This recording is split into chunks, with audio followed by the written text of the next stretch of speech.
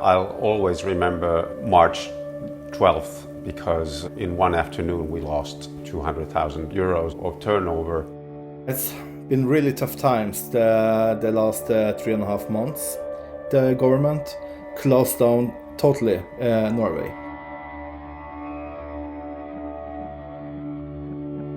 The European Commission is working around the clock to help address the coronavirus crisis. Along with the tourism industry, cultural and creative sectors are among the most affected by the current crisis. And the loss of income in the next months poses a direct and immediate threat to the existence of artists, performance, and many other cultural operators and organizations.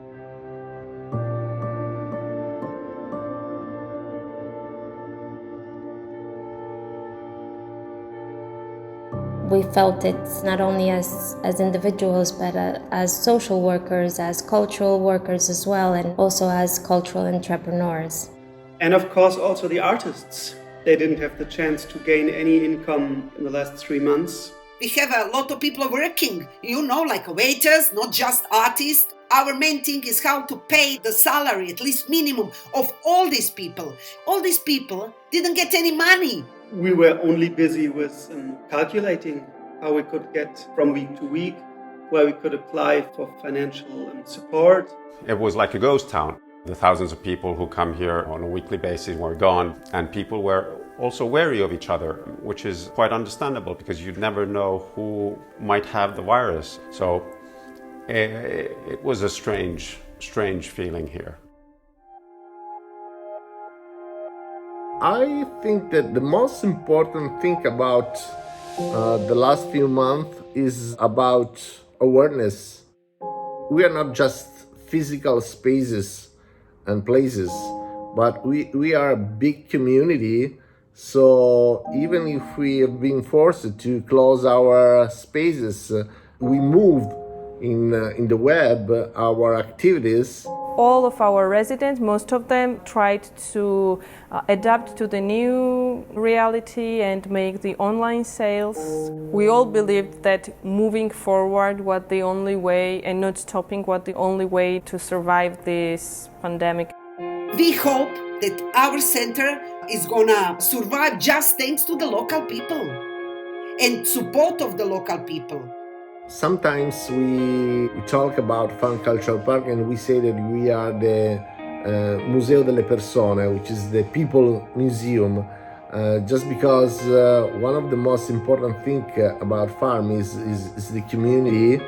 There was quite constructive help, so the Uferfabrik still exists and is going to exist, but without governmental funding it would have been impossible because we didn't have enough savings to get over this time. There's a need and a longing for cultural experiences, and people want to get out of their houses after these months-long lockdowns. I think there's also a need to make sense of this pandemic through art and culture.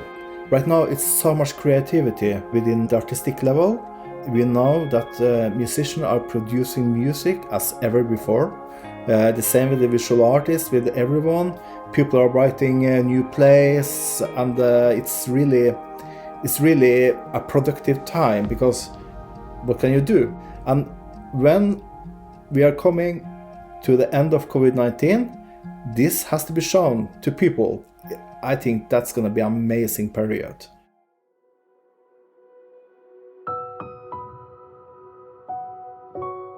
I think that for the development of the society or ourselves personally as human beings, cultural exchange is really important, and cultural centers play the biggest role for that.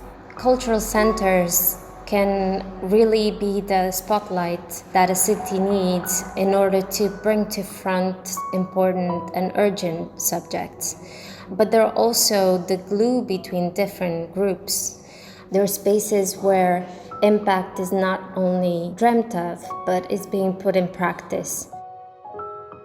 I'm often saying that I'm happy as long as there's plenty of things happening inside of our centers that I have absolutely no idea that they are taking place, because that means that it's vibrant. There's a lot of action and a lot of vitality, and we feel that we're like gardeners, and then there's these flowers popping up that are blooming all of a sudden, but we need to have this like ecosystem. Cultural center means values, means beautiful people who share their visions, share their skills, share their experiences. Education is crucial. If we want to build a new society, we need to invest in the next generation of citizens. The education is the most important thing in our lives.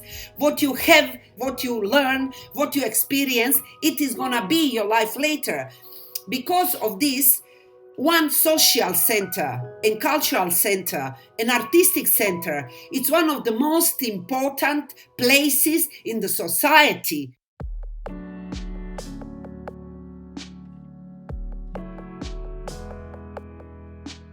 10 years ago, Favara was the city of mafia, of neglect. Now, Favara is the city of young people, of culture, of experimentation. Favara is now a small capital of urban regeneration. So, the role of Far Cultural Park was crucial. We give an example and we build trust and we build enthusiasm. Scene was kind of the big engine in the city development of this part of the city in Stavanger. This was really poor and abandoned industry area. No one lived here. The actual founder of TOW was a city development program. They were clever because they saw to start the development of this kind of abandoned area, you need first culture, so people can take back their part of the city. Our place was an old sewing factory that was operating in the Soviet times. When we started working on this project and we were seeing that it will be on the left bank, located here and here, a lot of people were really skeptic. And right now we see that in the neighborhood where there was happening nothing, we see the neighbors, the kids of the neighbors coming here. And we see that the economic activity in the neighborhood increased. In terms of city development, I always regard Uferfabrik as being something like a little laboratory. At Uferfabrik, we unite those different topics like arts and culture, but also commune living. We also do a lot of neighborhood work. We do a lot of ecological sustainability projects. And I really think it's an example for many things that happened also at other places in Berlin in the last decades or last years. Antique Theater, when we come in 2003, we was a group of artists. It is made just because of one real need of some people of society who really some need to do some social and artistic center. One cultural space cannot be one mushroom in the middle of the houses or middle of the neighbors doing some kind of art totally without any connection with the people who are surrounding or living near you. You have to include these people to practicing and be part of this. Culture brings people together. It's about creating common experiences, shared experiences. You can have them to an extent online, but that only goes so far. So you really need also people making things together in a physical space. I don't think a good world could be without having these centers and all the work that it's behind that center. I think anyway the cultural actors would find a way. For them it's such a reason to live and a way of living that in a black and white system they would always find a way and a crack to put in some gray and some pink and some yellow and bring all these communities together. The big risk now during this COVID-19 situation is that what's going to happen with the cultural life? If all the culture are stopping, it's not a society anymore.